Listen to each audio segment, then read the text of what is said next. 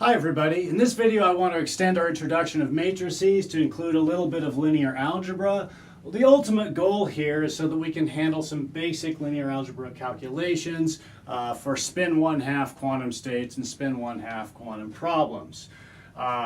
So just to jump ahead a little bit, in our quantum mechanical spin 1/2 problems, we're going to represent our quantum operators by 2 by 2 matrices, and we'll represent the quantum spin states by 2-element column vectors. So I'm going to do this little overview just basically using 2 by 2 matrices and 2 by 2 column vectors where appropriate, because that's where all we're going to be using in the short term. All right, so here we go. So one thing I need to introduce is the identity matrix. The identity matrix has 1s along the diagonal and 0 for the off-diagonal elements. Why is it called the identity matrix? It's because if you multiply another matrix by the identity matrix, you get that other matrix back. So here we go. 1 times A plus 0 times C gives me A. 1 times B plus 0 times D gives me B. 0 times A plus 1 times C gives me C. And 0 times B plus 1 times D gives me D. So the identity matrix multiplied by the second matrix just gives me the second matrix, hence the identity. It's the analog to, in regular numbers, multiplying something by 1. And that's why sometimes identity matrices, or more generally identity operators, are represented by like a 1 with a little operator symbol over that. So those notations might be used interchangeably. This is more general operator notation, but you could see it also creep into the matrix notation. All right. In quantum mechanical problems, we have the importance of eigenvalue equations. So here's a general eigenvalue equation, an operator operating, in function space. We might think of a function.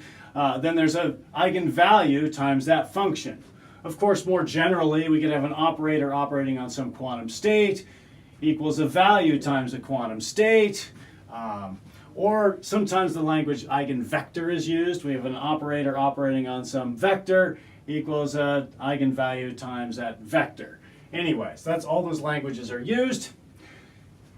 How are these things represented in our matrix notation? Well, operators are in our quantum mechanical spin state space for spin 1/2. They're going to be represented by 2 by 2 matrices. So our operator would look like this. Our quantum state, our eigenvector, the eigenstate, would represented by a 2-element column vector. A value is just a value, and then you get the eigenvector again. So this is how eigenvalue equations might look when we're working in our quantum mechanical spin state space. So we'll see equations like this as we go on. All right, I'm not going to work through this, but this is how it will be represented. You can multiply these matrices out in the usual way and so forth. You can distribute the eigenvalue in here, so I'll leave that here for now. All right, so that's the eigenvalue equation in matrix representation with 2 by 2 matrices. All right, another concept we're going to need is the concept of an adjoint of a matrix. I've introduced that before. Here I want to look at the adjoint of a column vector. So let's say my column vector F has this form, alpha beta. Well, F dagger, the adjoint of F, is formed by basically taking this column vector, turning it into a row vector, and taking the complex conjugates of the elements. All right, why is that important?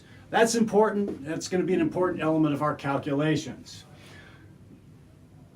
In our matrix space, we can define an inner product. This is more general than quantum mechanics. This is just math. So in our 2 by 2 matrix space, if we've got an eigenvector, some vector represented by alpha beta, another eigenvector represented by gamma epsilon, I could take the inner product of those two vectors. Here's our quantum mechanical notation for inner product, which I'm just extending here, but this may or may not be quantum mechanical. The inner product is just the adjoint of the first vector multiplied by the second vector. So that makes it possible to do a matrix multiplication, right? You need to have the same number of columns here as you have rows here. Notice the complex conjugation there. So the F dagger, the adjoint of F is this, G is this, and this allows you to take the inner product, which you'll take this times this plus this times this. You get a single value, just like when you take an inner product in sort of three-dimensional vector space or any other thing. All right, great. These ideas are also important if we think about quantum mechanical expectation value calculations.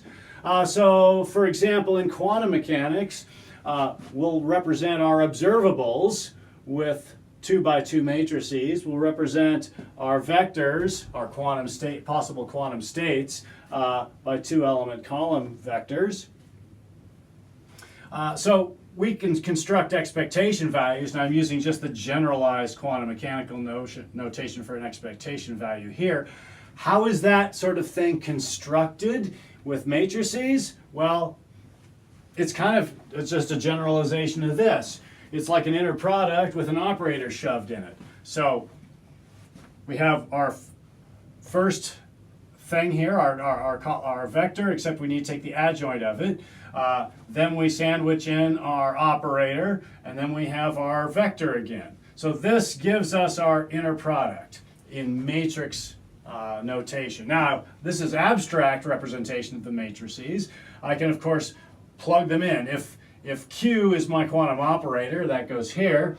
If V is my spin state, in which I'm trying to calculate the expectation value for this particular observable, well, V dagger is this, and then that's the adjoint of the vector V, and then I've got the vector here. So I could just crunch through this calculation. If I've got things represented with numbers, you know, if my column vector has numbers here, if my matrix has numbers here, I'd have numbers here. I could just grind this out and get a number. Beautiful. I won't do the calculation here. My goal here was just to set things up, show you how things will look when we utilize 2 by 2 matrices and 2-element column vectors in some of our upcoming quantum mechanical calculations. Thank you.